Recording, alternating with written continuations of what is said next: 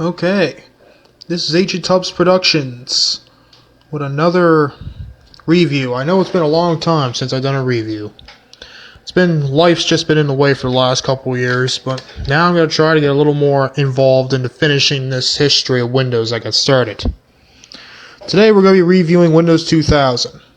The first thing you see as soon as you're on the screen is when you first start installing Windows 2000, you get Windows 2000 Professionals getting started with screen.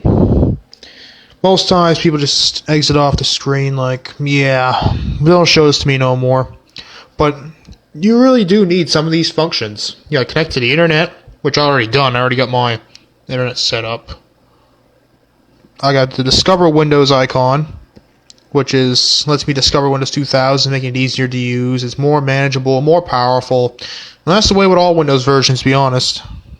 Always like that. And register now, which we don't need to be registering right now. But, like I said, it'll let you register Windows 2000. It's basically the same thing as any other Windows operating system. You gotta get it registered, make sure it's genuine, and yeah. Windows 2000, now some backstory on Windows 2000. Like I said that. Backstory of Windows 2000 is, originally it's the first ever Windows operating system running on the NT kernel that's publicized, that's widely publicized that everybody can use. Windows Millennium Edition being the last Windows version to be on the 9X kernel. Ergo, meaning you can't reboot into DOS mode no more using Windows 2000. At least not normally on the operating system anyway. Maybe there's a guide out there that teaches you how. But nowadays, you gotta use the command prompt to use DOS on the Windows NT kernel. As you can see, here's your command prompt. Same thing's running DOS. But anyway, that's besides the point. This interview today is going to be on Windows 2000. Back history, Microsoft claimed that this was going to be the most secure version of Windows yet, which is nice. But then some people decided they wanted to try to test that theory. So they decided to make big known viruses and big things that happen to Windows, like Red Alert. And there's other names of other viruses too, but Red Alert I know was the most common one I've heard of when I used to run Windows 2000 as a kid. Let's just say it really put some damage into the Windows 2000. It took Microsoft a long time to recover. And I think ultimately, with the release of Windows XP, Windows 2000 is still not fully fixed, as far as I can remember. Maybe I could be wrong. But that's besides the point. This is history now, and I'm just here to show you a little bit of history. We'll first start off, we got my computer. Same thing as any other Windows operating system. It's got the little section here that tells you what's going on here. You select an item to view its description. It's my Windows installation DVD, CD I mean. It's control panel, we got the local disk C. Same as usual, you got all your objects in here. You got program files, your documents and settings, and your Windows system file. All your Windows files in here. Not much else in here you need to know. You ever notice that the Microsoft spinning thing is not here anymore? Yeah, you got my network places. This is where your network's at. Computers near me, your entire network. Now I noticed that there hasn't been anything about wireless connections in this yet. Wireless wasn't really a popular thing. Here's Windows Update down here telling me I need to stay up to current with the automatic updates, but we all know that Windows Update don't work no more on Windows 2000. As the service we like for this ran out a long time ago. We got my documents, where all your stuff's all put. You got your pictures and that. You can put other things in here. You can make folder. Just for the fun of it. There you go, there's a new folder I can put in there. Anyway, it's where your documents used to go. At least it always got that nice side view. I missed that weird off to the side thing. They replaced it, don't get me wrong, but it was so simple. And you got Microsoft Windows Internet Explorer 5. Which right now should be working. I got it set up. There we go. Right now, don't get me wrong, the colors are terrible because I have it in 16 colors only. So Ice Cube and Selena Gomez definitely, or no, that's The Weeknd. Oops, I don't know too much about the. Anyway, they look like fucking characters from Titanic: The Adventure of Out of Time. Look like they're copy and pasted in there. Anyway, this is just way too old of an operating system. The video card just really sucks. Can't really do much Windows Internet Explorer 5 anyway. We'll go on Google for a second just to show what's up. There's Google. And as you can see, loads up pretty quick. She's pretty sippy. I got freaking 1 gig of RAM in this, so it's gotta work good. Can't do anything with the Internet Explorer 5 internet system though. It's too insecure, too many pop-ups, etc. Get Outlook Express, which is now its standalone online email system. Get your Show Desktop button. Your sidebar, Windows 2000 Professional, Windows Update. You can set your program access and defaults, which allows you to take programs in and out of Windows as you wish. Make sure you got your setup CD. Your programs section, and all your cool stuff. You got a few Windows games here. You got Free Cell, Minesweeper, Pinball, and Solitaire. I love 3D Pinball. That was like cult favorite for Windows back in the classic days of Windows. Same with Minesweeper and Solitaire. Really, I never played Free Cell too much. Your calculator. That's you type in shit like 78 plus 3 equals 81. Like I said, overall, it's just an overhaul of Windows 98, but using the Windows NT kernel, it definitely changes things up a lot. More responsive, more stable, and it just kind of goes with the future of things. Here's your notepad. Once you write stuff down, save it.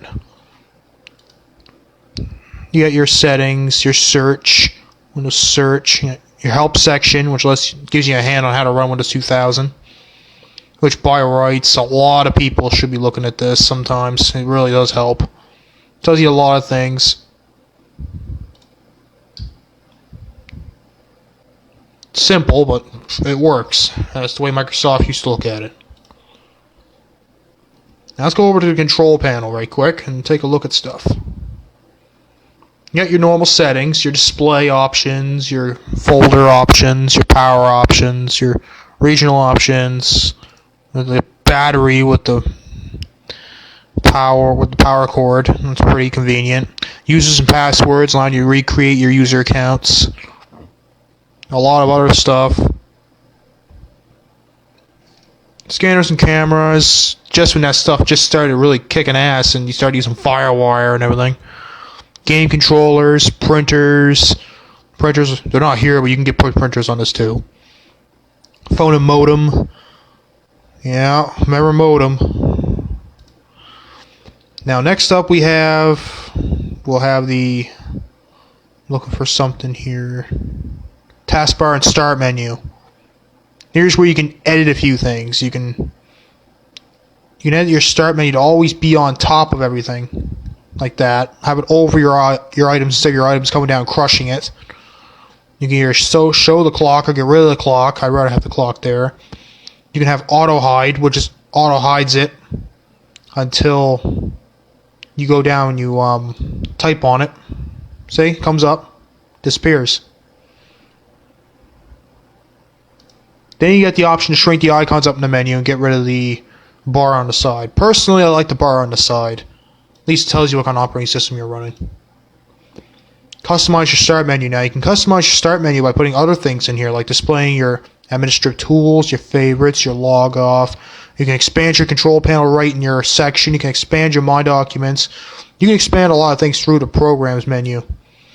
And whatever records you recently assessed, you can clear shit off, clean shit up. Anyway, the big thing is that this is just a piece of Windows history, and I just want everybody to see what Windows used to be like. For the few people that's been running Windows 7 all their life and they don't really know anything about this kind of gives them an inside view on what's what. You got the imaging section made by Kodak. Allows you to screw with pictures. You open up a picture and you screw with stuff with it. Like, for example, put the sample picture in there of Buddy doing push-ups. Or no, Buddy's getting ready for a race. Okay. That's cool. I have to say, it's not that good in 16 color, but I guess it's not that bad. Put draft, because it's not complete yet. Save. But anyway, it's a big thing. Windows 2000 was definitely a start of a new era of Windows operating systems, and they just got better from here.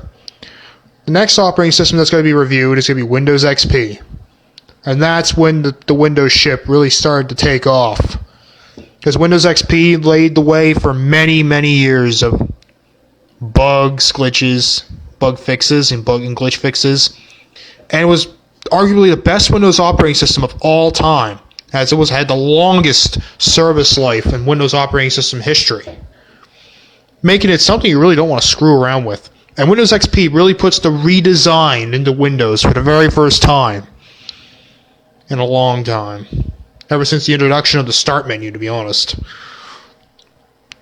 But we'll get to that in the next video. So this is my review of Windows 2000. It's kind of basically my opinions. It's hard to really review anything because these operating systems, even though it runs on the newer NT kernel, they still kind of look the same. Once it gets to Windows XP, then I can start really expanding and opening up on the history books through Windows. But until then, this is Agent Tubbs Productions with another successful video. And next time, we'll be reviewing Windows XP. This is Agent Tubbs Productions saying, later on.